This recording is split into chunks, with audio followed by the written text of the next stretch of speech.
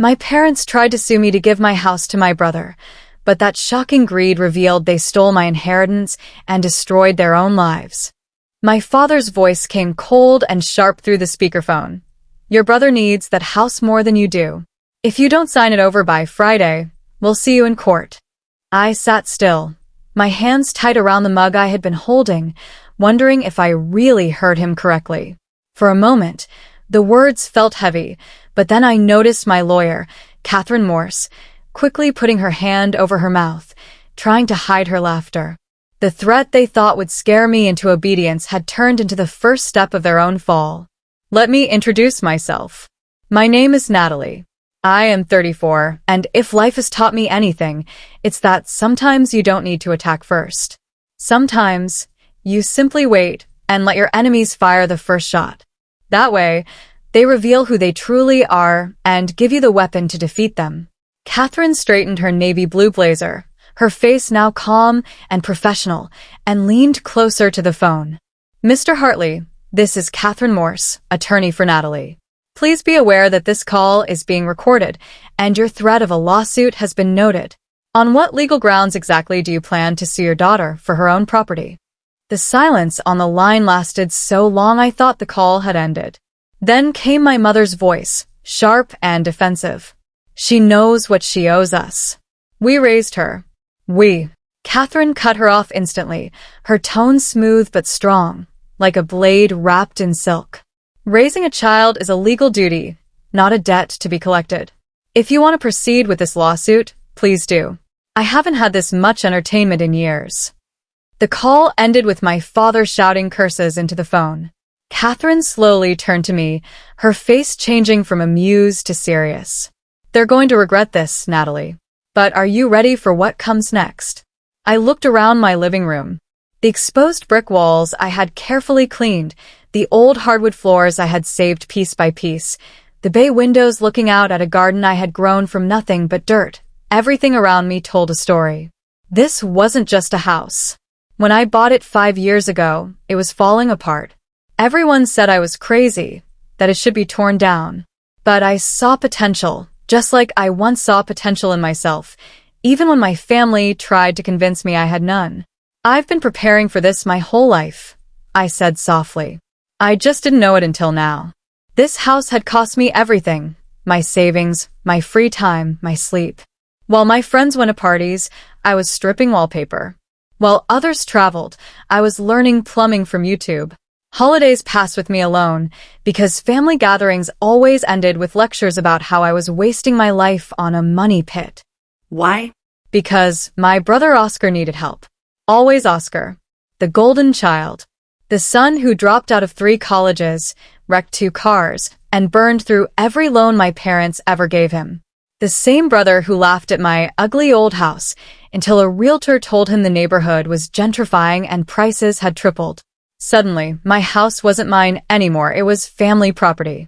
And I was selfish for living in it alone. Catherine opened her laptop and looked at me. Let's review. The deed is solely in your name, correct? You purchased it with your own money, no co-signers, no family loans.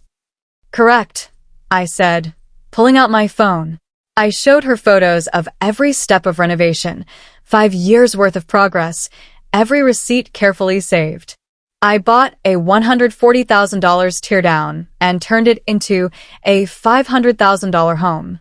Every dollar, every hour, mine. Catherine's eyes shone. And your parents' contribution? They called me an idiot. Mom said I'd die alone in my money pit. Dad tried to convince me to rent an apartment instead. Perfect, Catherine said, typing quickly. Now, tell me about the trust fund situation you mentioned earlier. And this was where things got interesting. My father's mother, my grandmother, had left trust funds for both Oscar and me. Equal amounts. We were supposed to receive them at 25. I had always believed I never got mine. My parents told me Grandma changed her mind, that she removed me from the will because she was disappointed in my life choices. For years, I carried that pain in silence. But last month, at Oscar's engagement party, he got drunk. He started bragging to his friends about how he had already spent his entire trust fund and now needed my house to maintain his lifestyle for his new wife. When I asked him what trust fund he was talking about, he laughed in my face. The same one you got, stupid. Oh wait, Mom and Dad said you blew yours on that dump you live in. Guess that's why you're so bitter. I remembered that cruel laugh and how it lit a fire in me. That night, I hired a private investigator. A few weeks later, I found the truth. The investigator brought me a folder filled with documents, and as I opened it, my hands shook with anger and relief. The truth was clear. My grandmother had left Oscar and me the same amount, $200,000 each. The funds were released 5 years ago, when I turned 25. But I never saw a single penny. Instead, my parents had signed as trustees, giving themselves control over the money. They lied to me, told me Grandma had disinherited me, and quietly funneled my inheritance into their own accounts and Oscar's pocket. Catherine looked at the documents with a face that could cut glass. Her smile from earlier was gone. Natalie, this is fraud. Criminal fraud. They didn't just steal from you. They lied, manipulated, and then had the nerve to threaten you for a house you bought yourself. This isn't just a civil case anymore. This is federal crime territory. I nodded slowly, my chest tight but stronger than ever before. That's not all, I said. I pulled out another paper. The investigator found something else. For the past 5 years, my parents have been claiming me as a dependent on their taxes, even though I've been fully employed and supporting myself. They've been collecting deductions and credits off my name. Tax fraud on top of inheritance theft. Catherine closed her laptop with a sharp click. Here's what we'll do. We'll let them file their lawsuit. During discovery, we'll demand financial records. That will expose everything. After that, we countersue for the stolen trust fund, file criminal complaints for fraud, and report their tax crimes to the IRS. They think they're playing games. They have no idea the fire they just lit. 3 days later, my parents did exactly what we expected. A process server walked into my workplace and handed me papers in front of my colleagues. They wanted to humiliate me. Instead, they exposed themselves. Their lawsuit claimed I had promised the house to Oscar and was holding family property hostage. They demanded immediate transfer of the deed. Catherine's response was a masterpiece of legal brutality. She filed a countersuit laying out every crime: inheritance theft, tax fraud, property threats. The legal papers hit hard and fast. We didn't just defend, we declared war. The family group chat exploded within hours. Aunt Linda typed, "Natalie, how could you sue your parents?" Uncle Ray added, "This is disgusting. Family doesn't do this." Cousin Marcus wrote, "I always knew you were selfish." I replied with just one message. They stole $200,000 from me. The evidence is public record. Look it up. Then I left the chat. But the true showdown came 2 weeks later. My mother invited everyone for a family dinner. I knew it was an intervention, a stage for them to guilt me into submission. I arrived with Catherine and my investigator, Marcus Chin. The dining room was full of relatives, whispering, watching. My parents sat at the head of the table like saints about to be betrayed. "You came," my mother said, tears already running. "I knew you still had some loyalty to family." I stayed standing. "I came to give you one chance. Drop the lawsuit.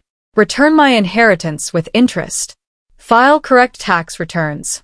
Do all of this within 48 hours, and I might not press criminal charges." "How dare you?" my father began, his face red. "How dare I?" I interrupted, my voice sharp. "How dare I discover you stole my inheritance? How dare I uncover your tax fraud? How dare I refuse to hand my house to your spoiled son, who's burned through every penny of his?" Oscar jumped up, his face red and his fists clenched. "I'm not spoiled. I need that house." "Why?" I asked calmly. "Because you wasted $200,000? Because your fiancé thinks you're wealthy and you can't admit you're broke?" Oscar's fiancé, Tiffany, went pale. "What is she talking about, Oscar?" That's when Marcus, my investigator, stepped forward. He placed a thick folder on the table. These are financial records showing that Mr. and Mrs. Hartley took Natalie's trust fund and transferred the money into their own accounts, including several in Oscar's name. The room exploded in gasps, voices overlapping, relatives reaching for the papers. But instead of condemning my parents, many turned on me. You're ungrateful. Family problems should stay private. How could you humiliate them like this? I slammed my hand on the table. The noise silenced everyone. You want to talk about family? Family doesn't steal. Family doesn't lie. Family doesn't threaten to sue for a house they never paid for. You sat here, ready to pressure me into giving away my home. But where were you when they stole my inheritance? Where were you when they told me I was disinherited? Where were you when they made me feel worthless? Silence filled the room. My parents' faces shifted. My mother's fake tears disappeared, replaced by a cold, hard stare. My father's rage faded into fear. You have 48 hours, I said, looking straight at them. Find the money, or face prison. We don't have it, my mother whispered. It's gone. Then you better figure it out, Catherine said, her voice firm. Sell assets. Take loans. Because if not, federal prison awaits. We walked out, leaving them surrounded by relatives who were finally realizing the truth. That night, Tiffany broke off her engagement with Oscar. She even messaged me, "Thank you for exposing the truth." He told me his trust fund was in investments. I almost married a liar. Within 24 hours, my parents dropped their lawsuit.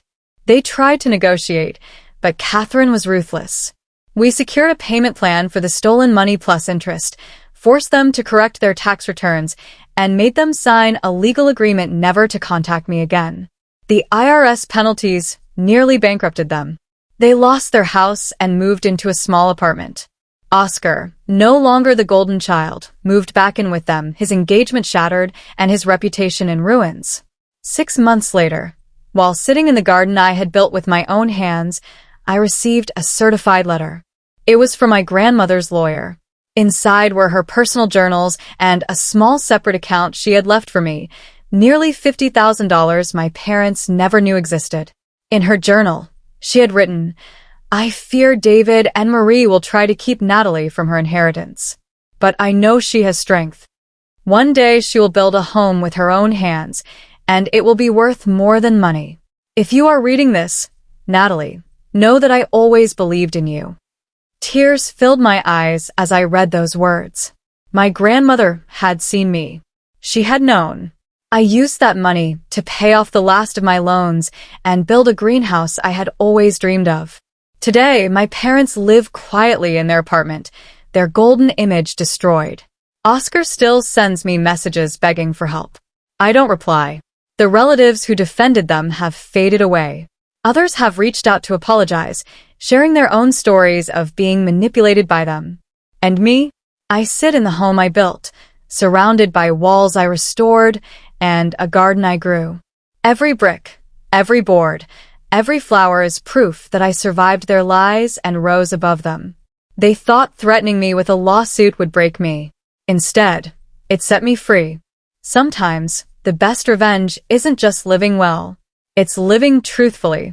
My parents wanted me to sacrifice myself for family. In the end, I did sacrifice something, my silence. And staying loyal to the truth gave me the freedom they could never take away.